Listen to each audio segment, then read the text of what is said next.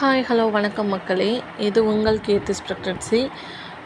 உங்கள் குழந்தைங்களுக்கு தடுப்பூசி போட்டிருக்கிறீங்க அல்லது இனிமேல் தான் போட போகிறீங்க, நீங்கள் ஒரு நியூ மாமு அப்படின்னா தடுப்பூசி போட்டதுக்கப்புறம் எப்படி இருக்கணும் அப்படின்னு சொல்லி, குழந்தைய எப்படி பார்த்துக்கணுன்னு சொல்லி தெரிஞ்சுக்கோங்க. ஃபஸ்ட்டு தடுப்பூசி போட்டு வந்த உடனே ஆயின்மெண்ட் ஒன்று இருக்குது. அது என்ன ஆயின்மெண்ட்டு அப்படின்னு சொல்லி வேணும் அப்படின்னா கமெண்ட் பாக்ஸில் கமெண்ட் பண்ணுங்கள். அந்த ஆயின்மெண்ட்டு போட்டிங்க அப்படின்னா வலியும் வீக்கமும் குழந்தைங்களுக்கு கம்மியாகும். ஒரே நாளில் வீக்கமும் வலியும் சரியாயிடும். 2 நாள் 3 நாள் வரைக்கும் தொடராது.